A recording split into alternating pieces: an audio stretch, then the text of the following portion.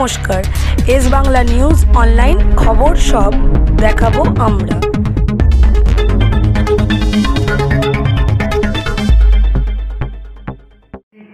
ডানকুনি পৌরসভার পৌরমাতা এবং ডানকুনি পৌরমাতার হলো এই ডানকুনির প্রথম নাগরিক শ্রী হাসিনা শাবনম মহাশয়ের কাছে।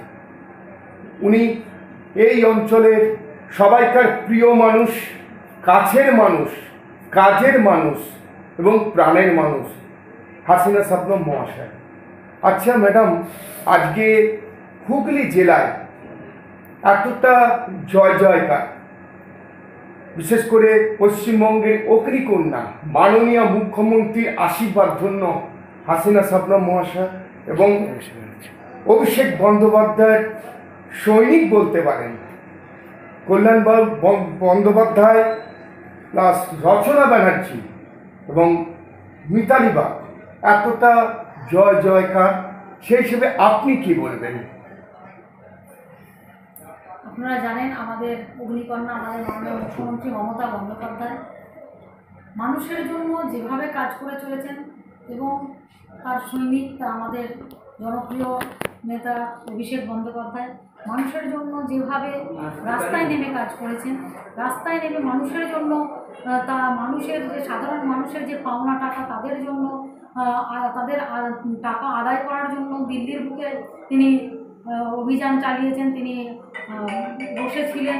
এবং শুধু তাই নয়, কলকাতাতেও আপনারা দেখেছিলেন, রাজ্যপালের কাছেও দেখেছিলেন, তিনি একের পর এক ধর্ণা দিয়েছিলেন এবং অন্যান্য এমপিদের সাথে নিয়ে ধর্ণায় গিয়েছিলেন, ধর্ণায় বসেছিলেন দিল্লিতে। তাই মানুষের আশা ভরসা মমতা বন্দ্যোপাধ্যায়ের উপর এবং তৃণমূল কংগ্রেসের উপর মানুষের যে আশা ভরসা এবং দিদির সৈনিক আমাদের সকলের প্রিয় অভিষেক বন্দ্যোপাধ্যায়ের উপরে যেভাবে মানুষ আস্থা রেখেছেন, তাই তার ফলস্বরূপ আমরা হুগলি জেলায় 3টে লোকসভাতেই আমরা ভালো জয়লাভ করতে পেরেছি এবং ভালো মার্জিনে আমরা জিততে পেরেছি।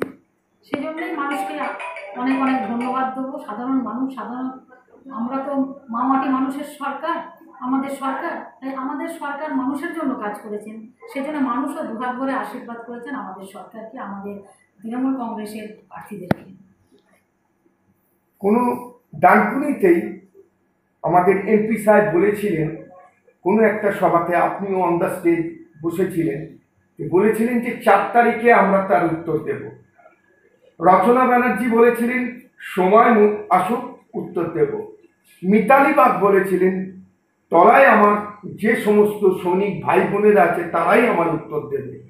কিন্তু বিরোধী পক্ষ তারা বলেছিলেন তৃণমূল সরকারকে আমরা হুগলি জেলা থেকে ওয়াশ আউট করে দেব এবং সিপিএম প্রার্থী বলেছিলেন যে ব্যালটে আমরা উত্তর দেব। কিন্তু সেই হিসেবে আপনি কি বলবেন? আপনারা দেখলেন মানুষ উত্তর দিয়ে দিয়েছে। 2021-এও আপনারা দেখেছিলেন তো যে প্রতিদিন ডেলি প্যাসেঞ্জারি করছিলেন কেন্দ্রীয় মন্ত্রীরা, সে প্রধানমন্ত্রী থেকে কেন্দ্রীয় মন্ত্রী সমস্ত সবাই এসেছিলেন। যে বিধানসভা গেল মনে করছিলেন যে সাধারণ মানুষকে এমন ভয় দেখিয়ে দিচ্ছিল যে এবারে আর হয়তো মমতা বন্দ্যোপাধ্যায়ের সরকার আর থাকবে না, এবার হয়তো বিজেপি আসবে।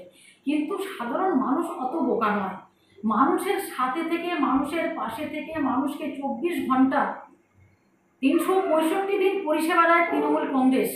তাই মানুষ ভরসা, আস্থা, বিশ্বাস তৃণমূল কংগ্রেসের উপর, মমতা বন্দ্যোপাধ্যায়ের উপর, অভিষেক বন্দ্যোপাধ্যায়ের উপর। এই ভরসা, আশা, বিশ্বাস মানুষ রেখেছেন। যতই বিরোধীরা বলুক না কেন, অনেক গলা ফাটিয়েছিল। বিমানবাবু বলেছিলেন আমার এই ডানকুনিতে যে সিপিএমের যিনি প্রার্থী হয়েছিলেন এখন খুব ভালো মেয়ে, উনি ইংরেজি বলতে পারেন, ওনাকে আপনারা পাঠান পার্লামেন্টে।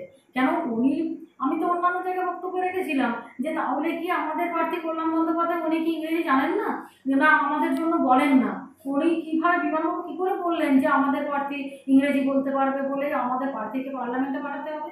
মানুষ তার উত্তর দিয়ে দিয়েছেন এবং বিজেপিকে উত্তর দিয়ে দিয়েছেন। বিজেপির ক্যান্ডিডেট বিধানসভাতে শ্রীরামপুরে বিধানসভায় দাঁড়িয়েছিলেন, তিনি হেরে বাড়ি চলে গিয়েছিলেন, আবার এই লোকসভায় এসেছেন, আবার দেখবেন হয়তো বিধানসভাতে কোনো না কোনো বিধানসভা হয়তো দাঁড়াবেন। এই হেরে বাড়ি যেতেই হবে।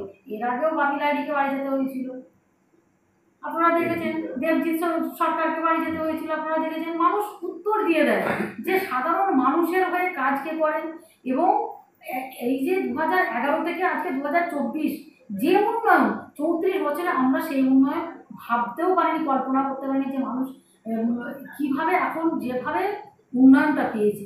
তাই 2011 পর থেকে আজ 2024 কোন উন্নয়নটা বাকি রেখেছে আমাদের মুখ্যমন্ত্রী মমতা বন্দ্যোপাধ্যায়, তাই তার উপরে তো মানুষ আস্থা রাখবে। এর এই যে নতুন সরকার বোর্ড, সেন্ট্রালের বোর্ড গঠন হওয়ার পর জল নিকাশি ব্যবস্থা বা আপনি কিছুক্ষণ আগে বলছিলেন যে বিদ্যুৎ বা সাধারণ মানুষের পরিষেবা কতটা কি এগিয়ে নিয়ে যাচ্ছেন আপনারা? দেখুন, মুখ্যমন্ত্রী মমতা বন্দ্যোপাধ্যায় আমাদের যেভাবে নির্দেশ দেন সেরকমই আমরা পালন করার চেষ্টা করি। হয়তো 100% পারি না, কিন্তু চেষ্টা করে যাই মানুষের কাজ করার। এবং নিকাশি ব্যবস্থা থেকে শুরু করে আমরা বিদ্যুৎ অপচয় বন্ধ করা থেকে শুরু করে জল অপচয় বন্ধ করা থেকে শুরু করে আমরা কিন্তু মানুষকে অ্যাওয়ারনেস করছি। আমরা প্রতিটি বাড়িতেই আমরা জল পৌঁছে দিয়েছি, কিন্তু তা সত্ত্বেও হয়তো স্ট্রিট জল যেগুলো থাকে, স্ট্রিট কল যেগুলো থাকে, অনেক সময় দেখা যায় মানুষ জল খেলো, কল বন্ধ করলো না, কন্টিনিউ জল পড়তে রইল। এইগুলোর জন্যই আমরা অ্যাওয়ারনেস করছি, মাইকিং করছি যে আপনারা জল অপচয় বন্ধ করুন। বিদ্যুৎ জল যেন সবসময় না, যেন জলে আলো না, যেন সবসময় না জ্বলে, 24 ঘন্টা না যেন জ্বলে। আমরা টাইমার সিস্টেম করছি, কিছু জায়গায় করা অলরেডি হয়ে গেছে যে টাইমিং সিস্টেমের মধ্যে থেকে টাইমারের মাধ্যমে আমরা লাইটগুলো সেরকমভাবে জ্বালানোর ব্যবস্থা রেখেছি। এবং ড্রেনেজ সিস্টেম আমার অনেকটাই হয়ে গেছে, কয়েকটা আমার ডিপার্টমেন্টে পাঠানো আছে, ওইগুলো আশা করছি খুব তাড়াতাড়ি হয়ে যাবে। এবং আজকেও আমরা এনএইচের সঙ্গে একটা মিটিং করেছি। এনএইচের ধারে যে সমস্ত ওয়ার্ডগুলো আমাদের রয়েছে সেই সমস্ত ওয়ার্ডগুলোর একটু জল নিকাশির সমস্যা রয়েছে, যেহেতু এনএইচ হাই হয়ে যাওয়ার জন্য উঁচু হয়ে গেছে এবং আমাদের ওয়ার্ডগুলো নিচু হয়ে গেছে, যার জন্য জল নিকাশির সমস্যা রয়েছে।